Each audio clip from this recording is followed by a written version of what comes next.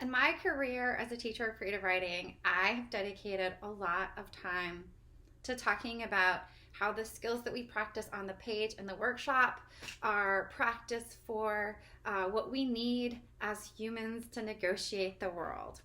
And so I've been thinking a lot in this particular moment about the ongoing issue of my saying things and then life forcing me to think through what do I really mean and how does that really apply. So I've been thinking a lot lately about creativity in times of crisis. And when I argue that the imagination is a survival strategy and that it helps to build that muscle before the crisis happens, what do I mean? Why am I saying that? So I'm putting this video together specifically for my students at the new college as a kind of segue as we transition to online learning, to hopefully inspire some solidarity, to help us think about the ways that we can support each other online and long distance, and also to encourage us to talk about what we're experiencing individually and collectively as creative persons during this particular moment of crisis. And to help each other focus on our imagination, our creativity, as tools for helping us to survive this particular moment. I want to start with a quote by a poet I adore, Mary Ruefle. In her recent essay collection, Madness, Rack, and Honey, Mary writes, "In 1994, I began to be required to deliver standing lectures to graduate students, and the requirement terrified me. I was told the students preferred informal, spontaneous talks, but I am a rotten and unsteady extemporizer. I prefer to write my lectures because I am a writer, and writing is my natural act, more natural than speaking. I'm also a writer, and writing is my natural act, more natural than speaking, or making these videos, which honestly terrify me. So the fact that I am making this is because I think that it matters, and I hope that I have some tips and tricks to share that will nourish you in this moment.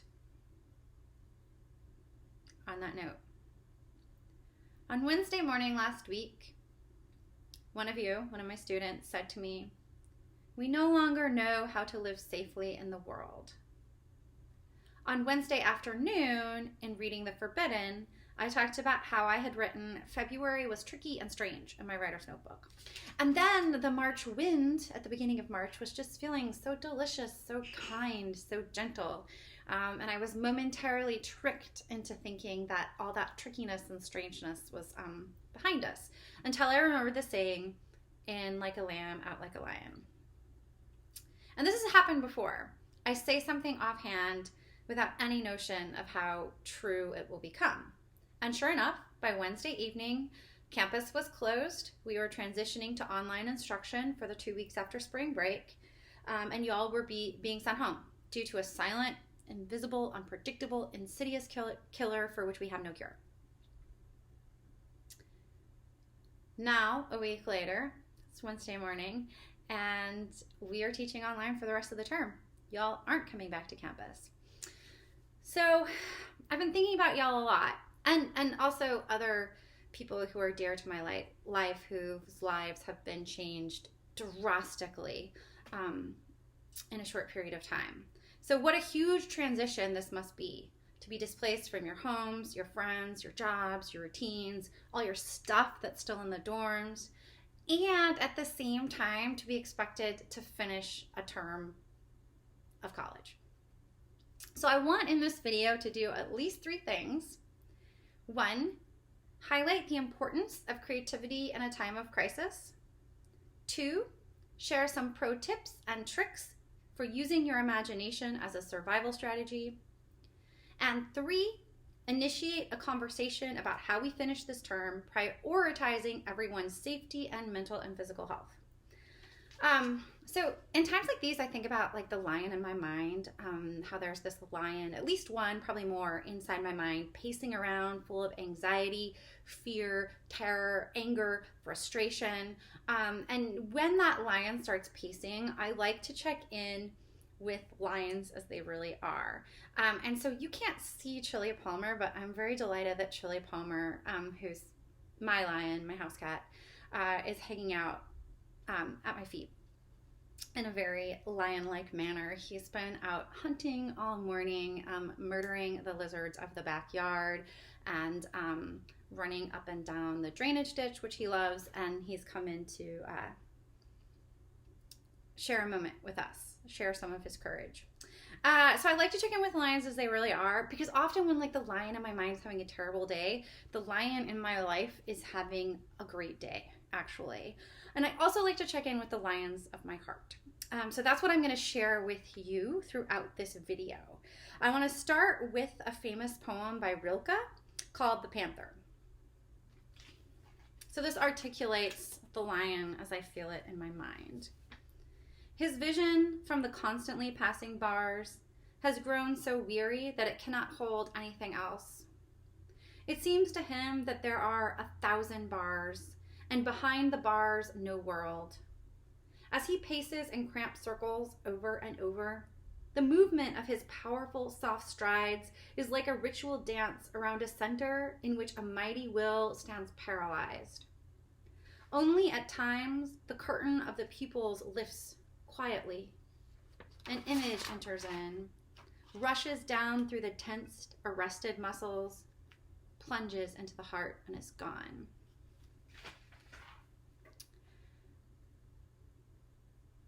Often what literature can do for us is just let us know we're not alone and we're not experiencing this for the first time. That said, the panther in my mind is having a terrible time right now.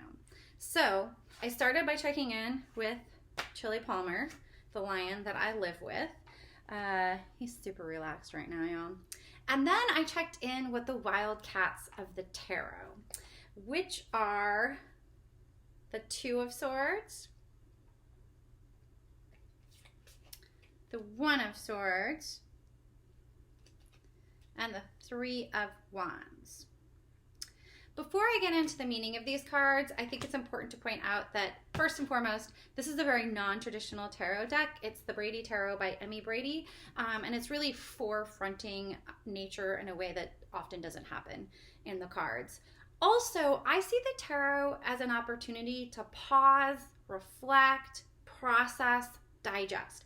So the tarot isn't going to give us answers or instructions. And in fact, I think that's why in moments like these, it's so important to turn to the tarot, because we're so obsessed with like answers and solutions, and that just makes the lion pace more frantically. When in fact, the tarot is making space for us to more carefully explore our intentions, our reactions, and then prepare for our actions. So, what does the tarot have to say? And these are in order intentionally, y'all. So I feel like this is the current situation, especially in the United States. The Two of Swords, armistice. So we are bound together by a common danger, a joint challenge. And then from the deck itself, two animals, carnivores of different species, a cougar and a gray wolf, each wounded by an arrow and tethered to a blindfold, nevertheless walk together in tandem. Normally, these two compete for territory and prey, yet here their ancient rivalry is set aside by common circumstance. So from the guidebook, two animals, carnivores of different species, a cougar and a gray wolf, each wounded by an arrow and tethered to a blindfold, nevertheless walk together in tandem. Normally, these two compete for territory and prey, yet here their ancient rivalry is set aside by a common circumstance. How can enemies who have found themselves bound together by a common danger, a joint challenge, overcome their problem? How can they manage in this moment? They can stumble along together with the situation, making it hard for them to move, but also hard to separate. Or they can help each other work the blindfold off and see things clearly. If so, what next? Do they separate still wounded, or realize that each one can pull the arrow from the other one? And if they do that, will they just go their separate ways or attack each other, or realize the advantages of working together to meet further challenges? I mean, so of course, that's the lesson of this moment, right? The advantages of working together to meet further challenges, because they're coming. The second card, truth. Okay, so how do we accomplish this feat of working together to meet further challenges. Because if there's anything we've learned in the last few years in the United States, that we really suck at working together. It's a skill we need to practice. All right, so this card, it's time to meet the lion's stare, a deep truth, which requires self-honesty. So in this card, a mountain lion and a great horned owl stand upon a hilltop in the Appalachian Mountains. Everything in this picture is balanced. The moon on one side, the single arrow on the other, the owl and lion almost a single creature, both of them alert and intense, challenging us to meet their stares, to look at some truth. Their intensity does not allow us to look away from their own deep truths and burdens. Instead, they challenge us, call on us to bring that same intensity of self-honesty and awareness. And as I get into some more of the lions of my heart, some poets who inspire me to be courageous, what they are offering, or what I feel they are offering, is ways to meet the stare. Ways to, rather than looking away from deep truths and burdens, to work through them. All right, and then the final card is the Three of Wands. So in this card, a jaguar looks into an unknown future, suggesting perspective, spiritual awareness, and being relaxed in sacrifice.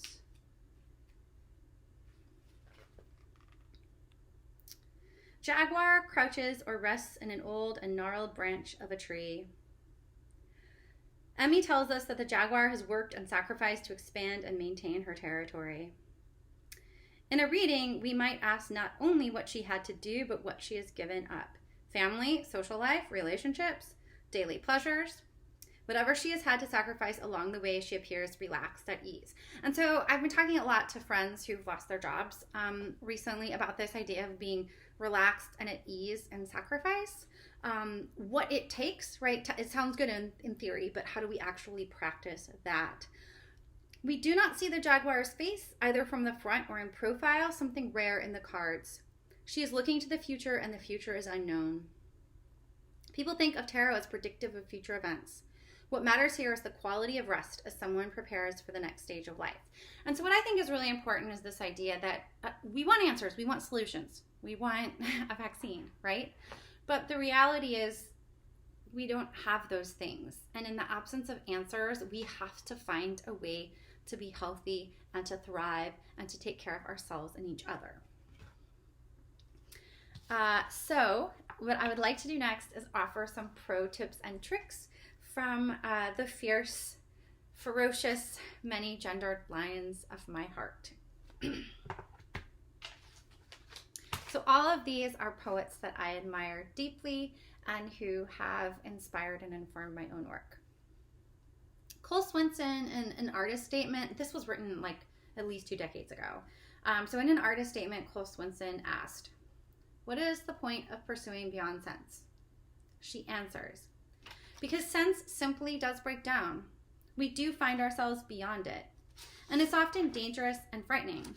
We need to know how to negotiate this zone and how to transform it in cases of war and fear and grief into something that won't simply overwhelm and destroy us." And this is why I think that it's so important, the work that we do on the page in the workshop, because you have to practice negotiating beyond sense before you are thrown into a moment of tragedy and crisis, right? It helps if your imagination is strong and supple and resilient before you have to negotiate war and fear and grief. Jory Graham writes, "Writing poems helps us go through something we might otherwise choose to go around. And so the decision to write poems is the decision to live inside one's difficulties, to inhabit them, to trespass against the solitudes they wish to keep. Poetry tracks the life of the soul while that other, louder life goes on, the domestic life, our illnesses and work, our car accidents and lonesome subway rides.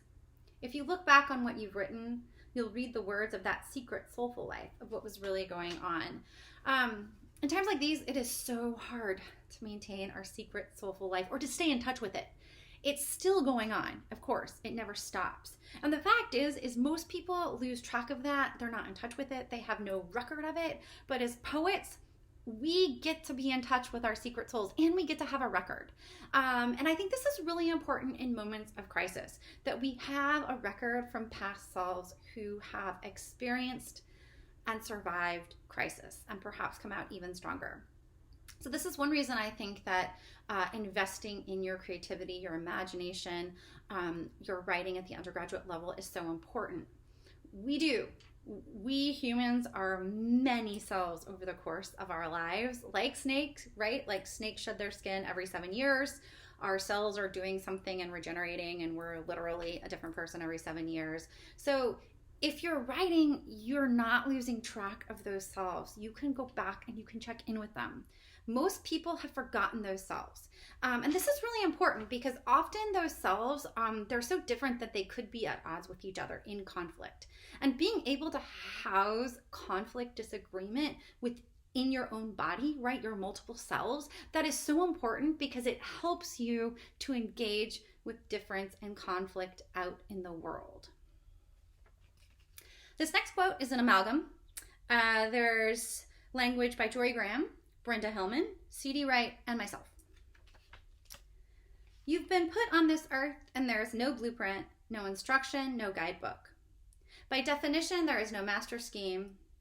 Life can only be an experiment, and we are neither the sole authors nor incapable of authoring. Mistakes were made. Mistakes will be made.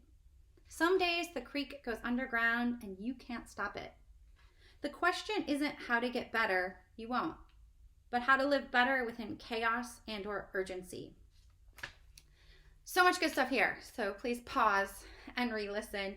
In this moment, like, we feel out of control, right? And that leads to fear, anger, acting ungenerously, unkindly. So it does help to remember that even though it feels like we aren't the authors of our lives in this moment, we are.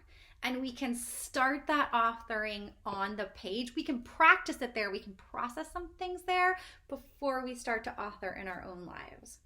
And then also this idea that, especially in the United States, we have this culture of fixing ourselves, getting better, self-help, quick solutions, when what's really important is figuring out how to live well in chaos and urgency. And I really encourage y'all to approach this moment. I know this sounds fucked up, but as an opportunity to practice that, because it really does seem like life is going to get more bewildering and more stranging. More stranging and stranger. More bewildering and stranger. Joy Williams. We studied Joy Williams in Reading the Forbidden. This is at the end of an essay, short essay called Why I Write, and I will put that essay on Canvas for everyone, because one thing I think that Joy Williams is doing that's really important is she is talking about how writing is not therapeutic. Writing does not make us feel better. Writing does not fix things. And even though that sounds like a really negative perspective, I think it's important not, again, to look to writing for solutions or answers or fixing or therapy. It's not about that. It's about staying with the trouble, about going through something we might otherwise, especially in the United States, want to go around. So Joy Williams concludes this essay. Why does the writer write? The writer writes to serve.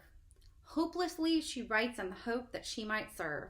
Not herself and not others, but that great, cold, elemental grace which knows us.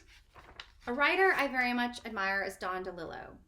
At an award ceremony for him at the Folger Library several years ago, I said that he was like a great shark, moving hidden in our midst, beneath the din and wreck of the moment, at apocalyptic ease and the very elements of our psyche and times that are most troublesome to us, that we most fear. Why do I write? Because I want to be a great shark too.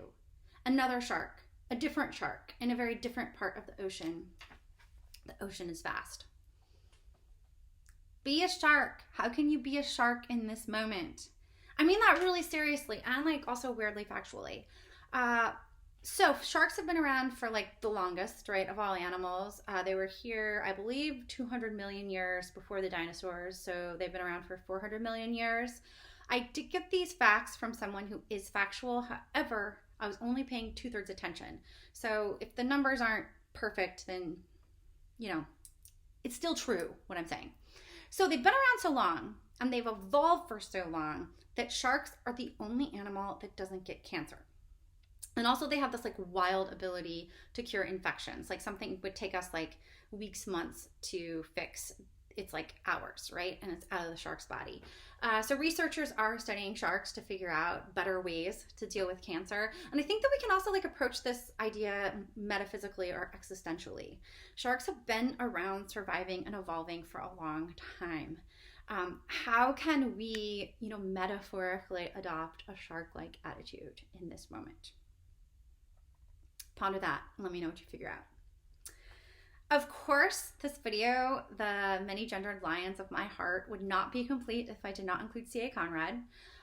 So for most of y'all, I've assigned an article on poetry, or it's actually like a poem essay on poetry and ritual that C.A. Conrad wrote that's available online at LitHub. And anything I reference that's online, those links will be available. So you can read them in their entirety. So in this poem essay, Poetry and Ritual, C.A. Conrad talks about the surrealist poet and Holocaust survivor Robert Desnos. One day in the concentration camp, Robert Desnos and other prisoners were loaded onto a flatbed truck by the German guards. And then the truck started to drive through the camp. At some point, Desnos figured out that they were on their way to the gas chambers. Because he was a poet, because he was a person who was devoted to his creative core, he was the one on the truck who could figure this out. As the guards started to unload the prisoners, Desnos grabbed his fellow inmates' hands, loudly and vivaciously reading their poems. You, madame, will have a very long life with grandchildren, and you, sir, will retire with long, beautiful evenings watching sunsets with your wife. I'm inventing what Desnos exactly said, but you get the gist of it. The guards became confused. Then they were upset. Then they felt remorse. The poet had found a way past their armor to force them to see the prisoners as real, live human beings. And the guards loaded everyone back onto the truck and sent them back to their barracks. The survivors have talked about how the poet Desnos figured out how to keep them alive. Tell that story at your local school board meeting the next time they try to cut art programs from your children's lives. Poetry saved those people that day, there is no doubt about it. It is poetry that kept Desnos sharp and observant of everything around him. It is a heroic story. But I also wonder about the rest of the day and evening for those German guards. Did Desnos' message stick? You are causing tremendous pain. We are alive and can feel the pain. And now you are feeling the pain too. Is this what we are going to always do with our lives? Desnos is a startling example of how crucial nurturing our creativity can be. Creative people are survivors. My point here, like I mentioned at the beginning of the video, your imagination is indeed a survival strategy, a tool we have in moments of beyond sense, anxiety, the bewildering, the unexpected, the tragic. And this is why, again, it helps to build those imaginative muscles before we find ourselves in this situation. Is it hard to stay in our imaginations right now to keep writing? Certainly. It's very challenging. That doesn't mean we should give up or give in. So what I'm going to do now is offer some pro tips and tricks that I myself have come up with for myself while trying to figure out what to do in this moment, and doing some research, finding resources for myself. So the first is the Dark Mountain Manifesto. This is by a group of people led by Paul Kingsnorth. So Paul Kingsnorth is a well-known British environmentalist who walked away after years of activist work. Walked away because he believed hopes were being raised falsely that we could still stop or contain the climate crisis. And he was really criticized for this. So I read an article that was rather glibly titled, "It's the End of the World as We Know It," and he feels fine. So Kingsnorth went on to found a group for artists and writers called Dark Mountain. And the manifesto, which is quite long, I'm just going to read some excerpts, begins quite chillingly with this quote by Ralph Waldo Emerson. The end of the human race will be that it will eventually die of civilization. Which, in my opinion, is exactly what we're experiencing in this moment. Manifesto. Those who witness extreme social collapse at first hand seldom describe any deep revelation about the truths of human existence. What they do mention, if asked, is their surprise at how easy it is to die. The pattern of ordinary life, in which so much stays the same from one day to the next, disguises the fragility of its fabric, which is exactly what we're experiencing right now. How many of our activities are made possible by the impression of stability that pattern gives? So long as it repeats or varies steadily enough, we are able to plan for tomorrow as if all the things we rely on and don't think about too carefully will still be there. When the pattern is broken by civil war or natural disaster or the smaller scale tragedies that tear at its fabric, many of those activities become impossible or meaningless, while simply meeting needs we once took for granted may occupy much of our lives. What war correspondents and relief workers report is not only the fragility of that fabric, but the speed with which it can unravel, which again, we're experiencing. As we write this, no one can say with certainty where the unraveling of the financial and commercial fabric of our economies will end. Now a familiar human story is being played out. And I think this is really important. This is actually a familiar story. It is not a new one. It is the story of an empire corroding from within. It is the story of a people who believed for a long time that their actions did not have consequences. It is the story of how that people will cope with the crumbling of their own myth. It is our story. Humans have always lived by stories, and those with skill in telling them have been treated with respect and often a certain wariness. Beyond the limits of reason, reality remains mysterious, as incapable of being approached directly as a hunter's quarry. With stories, with art, with symbols and layers of meaning, we stalk those elusive aspects of reality that go undreamed of in our philosophy. The storyteller weaves the mysterious into the fabric of life, lacing it with the comic, the tragic, the obscene, making safe paths through dangerous territory. It is hard today to imagine that the word of a poet was once feared by a king, and yet it was. Yet for all of this, our world is still shaped by stories. Through television, film, novels, and video games, we may be more thoroughly bombarded with narrative material than any people that ever lived. What is peculiar, however, is the carelessness with which these stories are channeled at us as entertainment, a distraction from daily life, something to hold our attention to the other side of the ad break. There is little sense that these things make up the equipment by which we navigate reality. On the other hand, there are the serious stories told by the economists, politicians, geneticists, and corporate leaders. These are not presented as stories at all, but as direct accounts of how the world is. Choose between competing versions, then fight with those who choose differently. The ensuing conflicts play out on early morning radio and afternoon debates and late night television pundit wars. And yet, for all that noise, what is striking is how much the opposing sides agree on. All their stories are only variants of the larger story of human centrality, of our ever-expanding control over nature, our right to perpetual economic growth, our ability to transcend all limits. So we find ourselves, our ways of telling unbalanced, trapped inside a runaway narrative, headed for the worst kind of encounter with reality. In such a moment, writers, artists, poets, and storytellers of all kinds have a critical role to play. Yes, you do. As a storyteller, you have a critical role to play. Don't allow yourself to get sidetracked. Fight that as much as you can. Creativity remains the most uncontrollable of human forces. Without it, the project of civilization is inconceivable. Yet no part of life remains so untamed and undomesticated. Words and images can change minds, hearts, even the course of history. Their makers shape the stories people carry through their lives, unearth old ones and breathe them back to life, add new twists, point to unexpected endings. It is time to pick up the threads and make the stories new, as they must always be made new, starting from where we are. Why write? Why write in this particular moment? Because you, my students, in your late teens, your early 20s, and your young adulthood, you have a unique perspective and an ability to add twists, point out unexpected endings, unearth old stories, and bring them back to life, starting from where you are. I cannot underscore the importance of this enough. So this manifesto ends with this idea of uncivilized writing, which I find really fascinating and we'll be exploring more.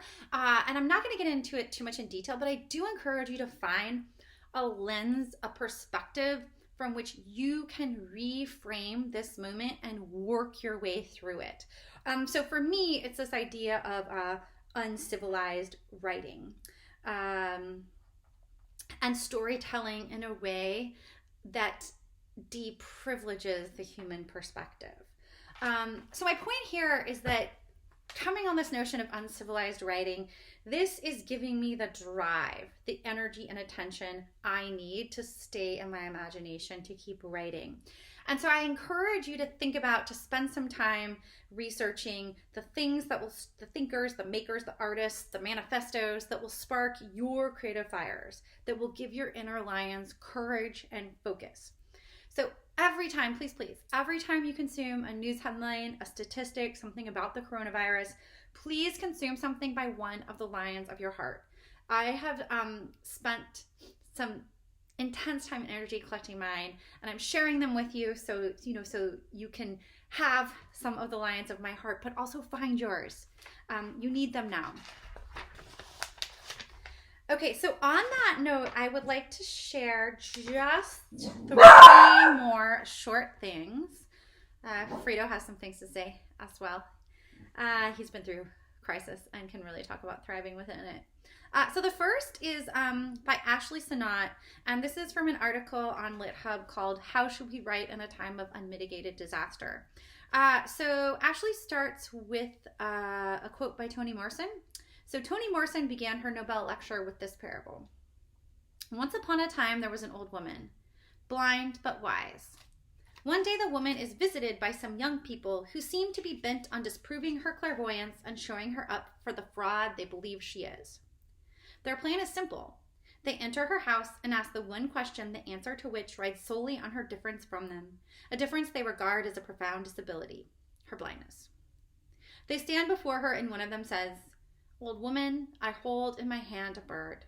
Tell me whether it's living or dead." The old woman's silence is so long. The young people have trouble holding their laughter. Finally, she speaks and her voice is soft but stern. "I don't know," she says.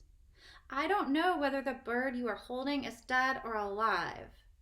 But what I do know is that it's in your hands. It's in your hands. It's in your hands." I cannot stress this enough. What are you going to do with those hands? So then Ashley goes on to talk about, Ashley is trying to write about migration, global migration, natural disasters, forced migration, these kinds of crises. And she talks about losing some faith in her writing, in her storytelling. And she comes at the term precarity. So she's losing faith in her writing and storytelling's relevance in moments of crisis. And she starts with this idea that it's a matter of reframing. So she researches precarity as a way of reframing the question. And she writes that precarity was a concept that seemed to offer a way not out of my ethical anxieties, but through them. By exploring how this term could be applied to questions of ethics in literature, I began to shift the lens through which I was viewing the problem, as opposed to trying to solve the problem itself, right? And again, this gets at this, we want to rush towards answers. As artists, let's focus on the questions that are hidden by that rush for answers, right? So not solving the problem, but focusing on the lens through which we are viewing the problem. Perhaps, I wondered, the concept of precarity could hold within its scope the disparate ideas, concerns, and interests with which I was thinking about. Rather than seeing my writing as being about an issue, such as asylum seekers or the experience of exile, I wondered if I could explore the imaginative and structural possibilities of writing about this increasingly shared condition. So then she talks about this idea that precarity holds within it danger, violence, uncertainty. And this isn't exclusive to people who've been affected by global catastrophes. It seemed to me that precarity offered broader potential as a way of seeing. So as a writer of fiction, Ashley concludes, I'm curious about how precarity can be used as a way to understand broad shifts in how humans live with fear, behave towards one another when in heightened states of vulnerability, and respond to chaos. The term's effective potential is what energizes me. The possibilities it lends to those thinking about how to make sense of the extraordinary cultural, social, political, and environmental shifts taking place. So precarity, that's what's working for Ashley. And she stayed focused by really foregrounding that lens and researching that lens and figuring out what was the lens that was going to help her view this problem in a different way. And so I encourage you, if your writing is stalling, if you're not feeling particularly inspired, focus on that lens, researching that lens. What is a lens that you might use to see this problem from a different perspective? How might researching this lens become a strategy for staying focused and also for adding depth and nuance to your work, which is something that we're going to talk about in Poetry for Prose Writers when we talk about Maggie Nelson and the Argonauts.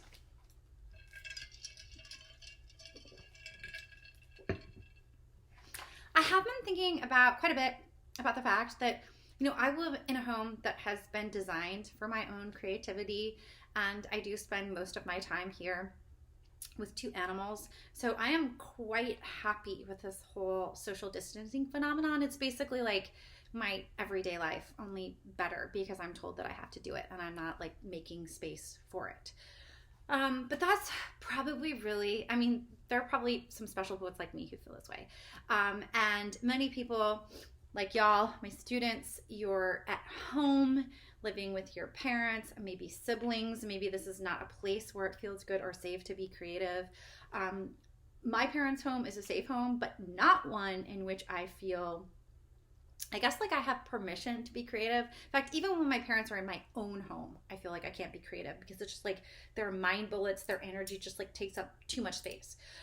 So I've been thinking a lot, right, about how hard it is when you're not in the place that you think of as home, when you're around people who maybe are challenges to your creativity, when you're not working, when your peers, your friends, your colleagues are elsewhere, that's tough. It's really hard. I don't have an easy answer for that. But here's some advice from Matthew Zapruder. So this is from an article called Poetry and Poets in a Time of Crisis. What is the special role of poetry in this condition of crisis?